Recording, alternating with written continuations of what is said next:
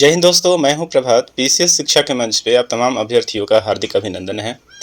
Weekly current affairs series के अंतर्गत 17 से 23 मार्च का पहला पार्ट इसके पहले मैंने आपको दिया था। चूंकि खबरें ज़्यादा थीं इसलिए मुझे दूसरा वीडियो यहाँ बनाना पड़ रहा है। तो आइए इसके दूसरे पार्ट में आपका स्वागत है। इससे पहले हम लोगों ने लगभग 10 न्यूज़ के ऊपर चर्चा कर लिया है और इस थर्ड वीक मार्च के तीसरे वीक के अंतर्गत न्यूज़पेपर पीआईबी में बने हाइलाइट्स को हम लोग जानने का प्रयास करेंगे।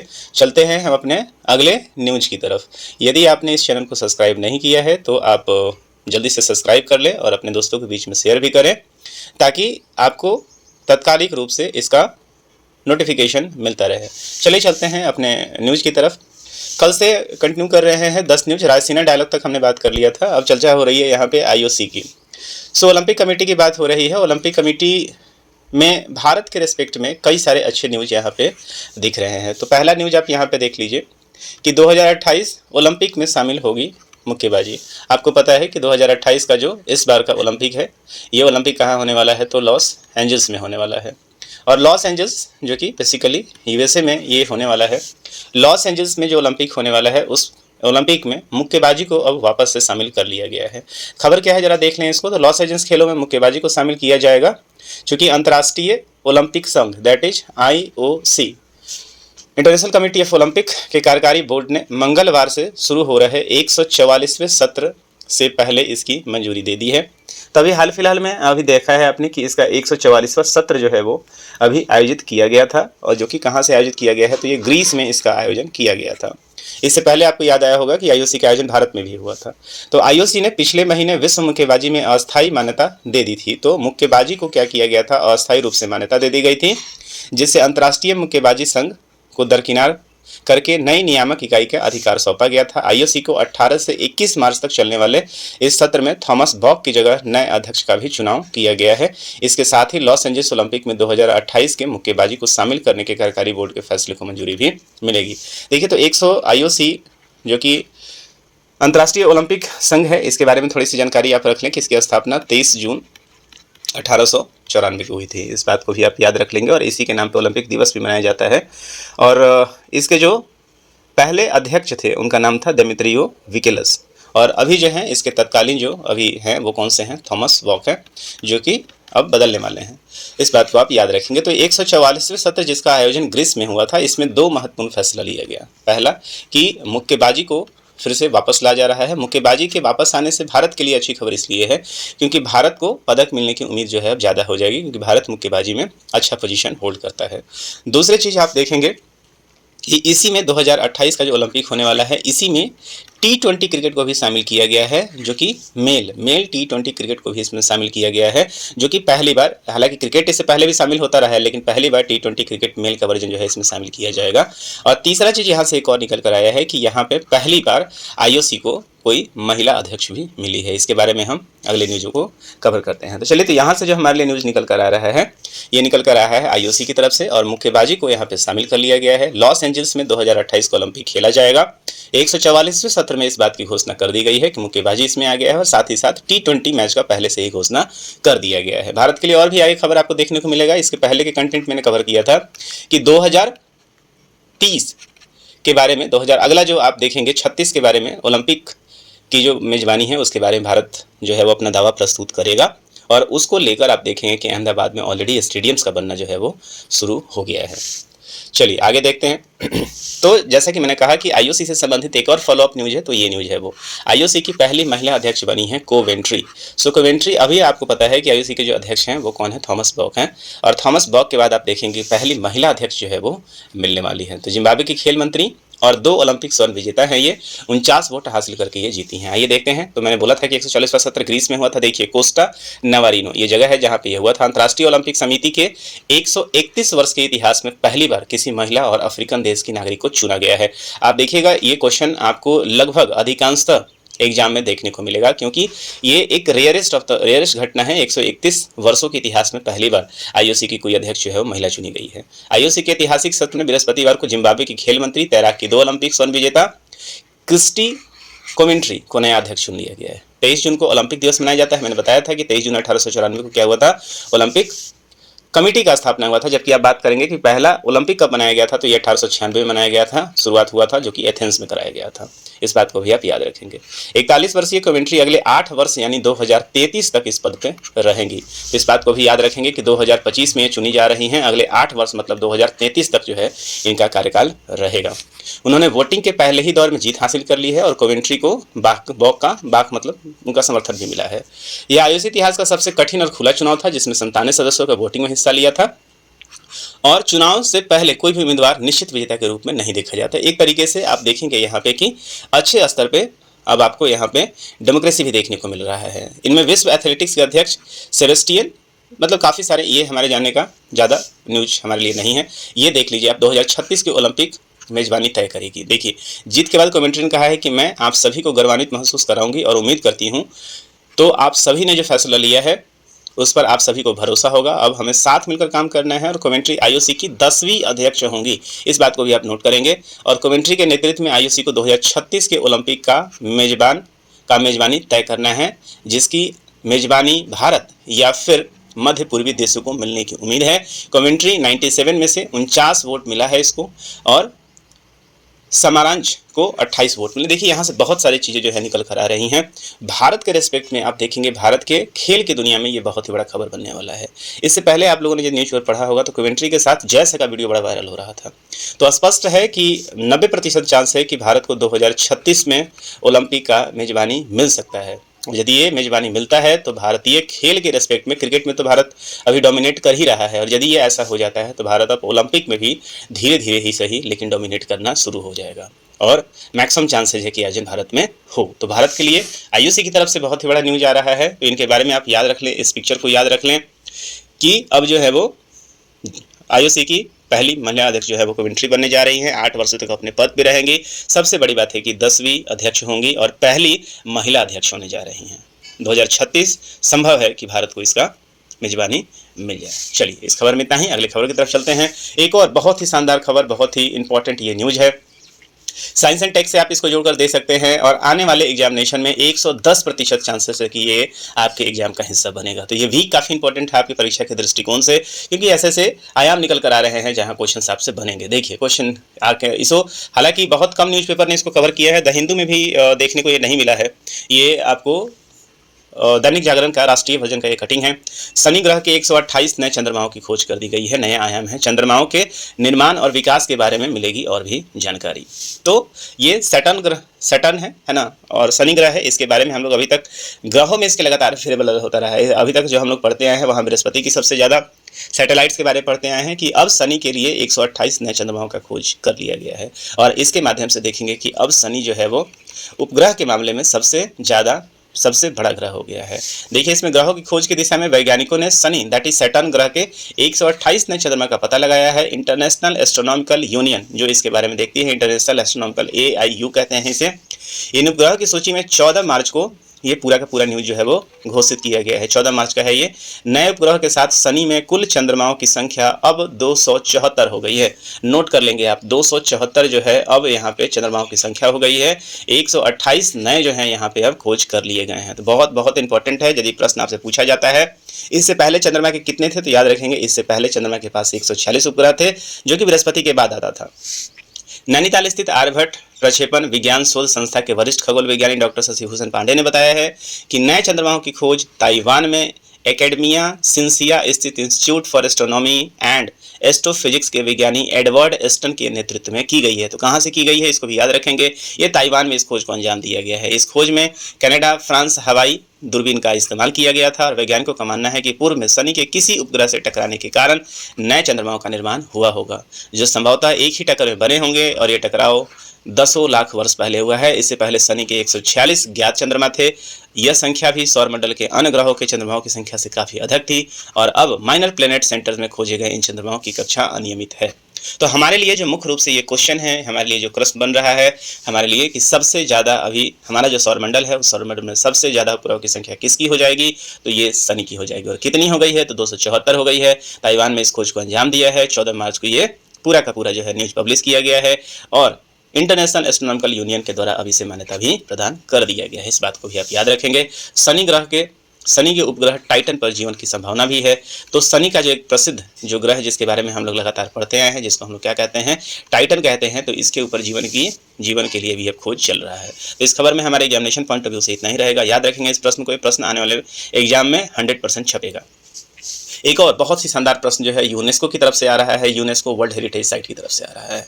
और यूनेस्को वर्ल्ड हेरिटेज साइट ने कहा है standing stones of Mudmal in Telangana on tentative list of UNESCO world heritage sites. तो इस बार फिर से भारत की तरफ से 6 नए वर्ल्ड हेरिटेज को यहाँ पे अस्थायी रूप से नामित किया गया है, जिसको आने वाले समय में संभव है कि अब इसमें जल्दी ही अप्रूवल मिल जाएगा। क्या है पूरी की खबर देखिए, तो भारत के 6 नए स्थलों को यूनेस्को के टेंटेटिव विश्व धरोहर की सूची में शामिल किया गया है। इस स्थलों को शामिल करने के बाद भारत के 62 स्थल यूनेस्को के अस्थायी सूची में शामिल हो गए हैं। अब इन्हीं में से किसी न किसी को मिलता रहेगा। इसके पहले आपने देखा था कि किसको मिला था, तो ये अभी आपको जोरहाट में है, मोइदम वो जो है वो इनके फुकन साहब, उनके वो मिला था, फुकन साहब जो थे उनके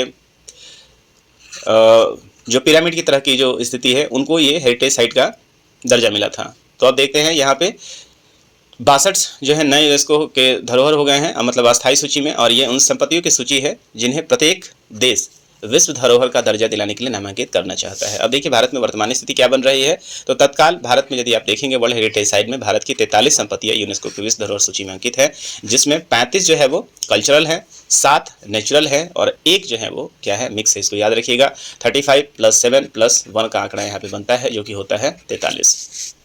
6 नए स्थलों का चयन वो कौन कौन से हैं इसके बारे में थोड़ा सा जान लीजिए। तो पहला जो है आप देख रहे हैं कि ये मुदमल मेगालिथ मेनहिर तेलंगाना। तो तेलंगाना में आप देखेंगे मेगालिथ के समय जो पत्थर रख दिए जाते थे वैसा एक जगह जो है उसको किया गया है। ये कृष्णा नदी के किनारे है, तेलंगाना के नारायणपेट जिले में मुदमल गाँव से लगभग 4 किलोमीटर दक्षिण में ये जगह है। इसके अलावा देखिए अगला, तो बुंदेला महल किला जो कि मध्य प्रदेश और उत्तर प्रदेश की बाउंड्री पे है और उसके एरिया में फैला हुआ है, तो बुंदेला महल भी इसके अंदर शामिल किया जा रहा है। बुंदेला खंड क्षेत्र स्थित 6 प्रमुख स्थल है जहाँ पे गढ़कुंदर किला राज है। ये किलाओं का एक सीरीज है, आप यहाँ ये भी चीज़ को याद रखेंगे, ये किलाओं का एक सीरीज है। तो यहाँ पे महल जहांगीर और महल झांसी, ये पूरा का पूरा जो है आप देखेंगे किलाओं का एक सीरीज है बुंदेलखंड क्षेत्र में।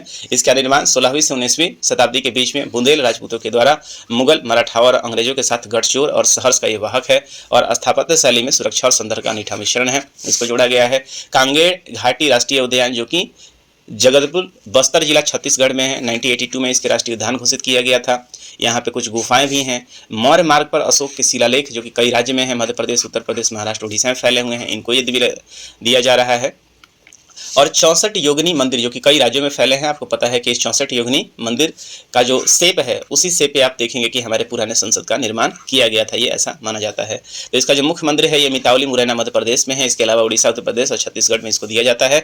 निर्माण काल इसका 10वीं से 11वीं शताब्दी माना जाता है और ये 64 योगिनी प्रतिमाओं से घिरा गोलाकार मंदिर है जो कि शिवलिंगों की उपस्थिति नर्मदा नदी के किनारे है। इसके अलावा गुप्तकालीन मंदिर उत्तर भारत में है, 4वीं से 6वीं शताब्दी के बीच में इसका निर्माण किया गया है और इसे भी आप देखेंगे कि निर्माण है शामिल किया गया है। तो कुल मिला के ये है कि भारत के पास अभी क्या है, 43 वर्ल्ड हेरिटेज साइट है। इस बात को आप याद रखेंगे, जिसमें से 35 + 7 + 1 का है। यदि भारत को इसका अप्रूवल मिल जाता है तो याद रखेंगे कि ये संख्या और भी बढ़ जाएगा और भारत अब 49 तक पहुंच सकता है। चलिए इस बात को आप याद रखेंगे।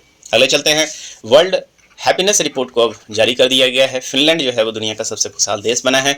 अमेरिका की स्थिति में गिरावट आई है। आइए समझते हैं क्या है। तो हाल फिलहाल में ये काफ़ी एग्जामिनेशन में ये क्वेश्चन बनता रहा है और इसलिए बनता रहा है, इसमें भारत की स्थिति को लेकर हमेशा प्रश्न उठते रहे हैं। तो विश्व खुशहाली रिपोर्ट 2025 को जारी किया गया है। उसके अनुसार फिनलैंड में लगातार 8वें साल दुनिया का सबसे खुशहाल देश रहा है और इसको ऑक्सफोर्ड विश्वविद्यालय के वेल विंग रिसर्च सेंटर के द्वारा जारी किया जाता है। इसको याद रखेंगे।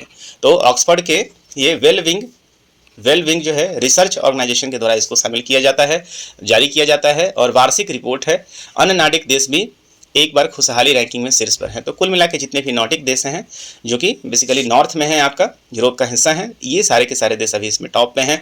फिनलैंड नंबर 1 पे रहा है, डेनमार्क नंबर 2 पे रहा है और आइसलैंड जो है वो आप देखेंगे कि 3 पे रहा है, स्वीडन जो है वो 4 पे रहा है। ये सभी नॉर्डिक देश हैं। और वहीं देखेंगे कि यूएसए में देखेंगे कि शीर्ष टॉप में पहले हुआ करता था, लेकिन अब इसकी रैंकिंग जो है वो अपने सबसे निचले स्तर पे पहुंच गया है, 24वीं रैंक पर ये आ गया है। इस बात को भी याद रखेंगे। चाइना जो है वो 68वीं रैंक पे है। भारत की स्थिति क्या है इस बात को जरा देख लें। तो सूचकांक में कुल मिला के 147 देशों की सूची है और भारत जो है वो 118वें स्थान पे है। तो पेन कॉपी लेकर बैठे हैं तो उसे नोट कर लीजिएगा। भारत 198वें स्थान पे है, 2025 का रिपोर्ट है। वहीं यदि 2024 की बात करें तो भारत 126वें स्थान पे था। तो यहाँ पे 8 स्थान का भारत के लिए क्या हुआ है, सुधार नोट किया गया है। हालांकि ये बात और भी भारत से यदि आप देखेंगे सबसे आखिरी स्थान पे जो है अफगानिस्तान है, युद्धग्रस्त तो रहता है, इसी कारण ये है। और ब्रिटेन 23वें स्थान पे है। इसमें सबसे बड़ी बात यह है कि भारत के ऊपर जो है वो नेपाल और पाकिस्तान है। तो इस बात से इस रैंकिंग के ऊपर काफ़ी प्रश्न उठते रहे हैं। तो ये हमारे लिए मुख्य रूप से आप न्यूज रहेगा। तो टॉप को याद रखिएगा, कौन इसको जारी करता है उसको याद रखिएगा, और हैप्पीनेस रिटर्न भारत का स्थान याद रखना है आपको। आगे चलते हैं। भारत ने 2030 में राष्ट्रमंडल खेलों की मेजबानी का किया है दावा। चलिए, तो ये क्वेश्चन जो है वो अब आपके लिए इंपॉर्टेंट हो जाएगा कि भारत 2030 में राष्ट्रमंडल खेलों की मेजबानी, यहाँ ध्यान रखिएगा मैं ओलंपिक की बात नहीं कर रहा हूँ। ओलंपिक के लिए 2036 का भारत मेजबानी पेश कर रहा है, लेकिन भारत अब यहाँ पे राष्ट्रमंडल, जिसको हम लोग कॉमनवेल्थ के नाम से जानते हैं, हालांकि इस कॉमनवेल्थ का भी नाम अब बदलने जा रहा है। तो 2030 में आप देखेंगे राष्ट्रमंडल खेलों की मेजबानी का भारत ने तय किया है, और IOA ने भेजा है इसका आशय पत्र। गुजरात में आयोजन होने की संभावना है। इससे पहले मैंने कवर किया था कि गुजरात में 10 स्टेडियम ऑलरेडी बन रहे हैं। खेलो इंडिया और पैरा गेम्स की भी यहाँ पे शुरुआत हो गई है। तो भारत ने 2030 में होने वाले राष्ट्रमंडल खेलों की मेजबानी के लिए अपनी दावेदारी दाखिल कर दी है, और इन खेलों के लिए गुजरात को मेजबान बनाया जा सकता है। इन खेलों के आयोजन को लेकर अपना रुझान दिखाने के लिए आवेदन की अंतिम तिथि 31 मार्च थी, और कई दिन पहले ही भारतीय ओलंपिक संघ के जरिए पत्र भेज दिया गया है। यह सही है कि भारत की दावेदारी गुजरात और IOA के जरिए पेश की गई है, और हाल ही में खेल मंत्री मनसुख मंडाविया ने इसकी जानकारी भी दी है। भारत ने 2010 में दिल्ली में राष्ट्रमंडल खेलों का मेजबानी किया था। भारत 2036 में ओलंपिक खेलों की मेजबानी को भी इच्छुक है। तो भारत का जो अभी गठजोड़ है IOC के साथ वो काफ़ी बढ़िया नजर आ रहा है। भारत न केवल 2030 में कॉमनवेल्थ का मेजबानी करेगा, जबकि भारत 2036 में IOC की मेजबानी। ये बहुत सारे एग्जामिनेशन, आने वाले अपकमिंग एग्जामिनेशन के लिए बहुत बड़ा न्यूज है जो आपको मिलता हुआ नजर आएगा। ये वीक का न्यूज काफ़ी इंपॉर्टेंट है। चलिए, इस बात को आप नोट कर लेंगे कि भारत जो है 2023 की रस्म मान ली। हालांकि इसके ऊपर जो कंफर्मेशन आएगा तो इसको हम अगले न्यूज में भी कवर करेंगे। इसके साथ ही खेलो इंडिया पैरा खेल गेम्स की शुरुआत भी यहाँ पे हो गई है। इस बात को आप याद रखेंगे। इसके बारे में अगले जो वीक है उसमें आपको कंप्लीट रूप से न्यूज मिलेगा। चलिए आगे बढ़ते हैं। अगले न्यूज में है, इज द अपार ID फॉर स्टूडेंट्स मैंडेटरी। यहाँ पे अपार को लेकर जो है कई सारी चिंताएं हैं। हालांकि एडिटोरियल का पार्ट था, आप सिर्फ इतना जान लीजिए कि अपार ID क्या होता है। तो इसके बारे में आप जान लीजिए कि एक्टिविस्ट और अभिभावक स्कूल के द्वारा अपार ID बनाने के लिए तेजी से किए जा रहे हैं दबाव से चिंतित किया है।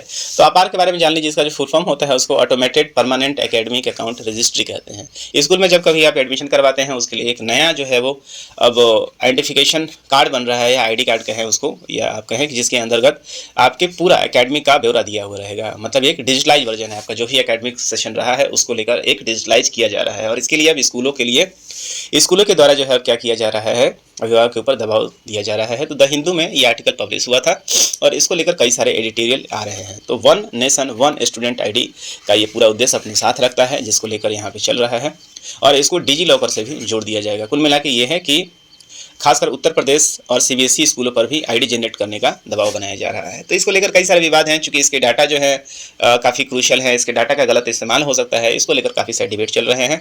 PT पॉइंट ऑफ व्यू से आपके लिए जानने वाला क्वेश्चन ये है कि अपार क्या है। तो अपार जो है वो स्कूल एकेडमिक से संबंधित है, और स्कूल ID से संबंधित है। फुल फॉर्म होता है automated permanent academic account registry, जो कि one nation one student ID को चरितार्थ करता है। बस यहाँ से और ज़्यादा क्वेश्चन बनने की संभावना बहुत कम है। आगे बढ़ते हैं। चलिए अब कुछ महत्वपूर्ण दिवसों की बात कर लेते हैं। सबसे पहले बात करते हैं विश्व गौरैया दिवस के बारे में। गौरैया आप लोगों ने अक्सर ही घर में देखा होगा, PIB का ये न्यूज है। PIB के नज़र आपको पता है कि 20 मार्च जो है वो 20 मार्च जो है वो प्रति दिवस क्या मनाया जाता है, गौरैया दिवस के रूप में मनाया जाता है। और ये गौरव की संख्या में होने वाली कमी के प्रति जागरूकता बढ़ाने के लिए है।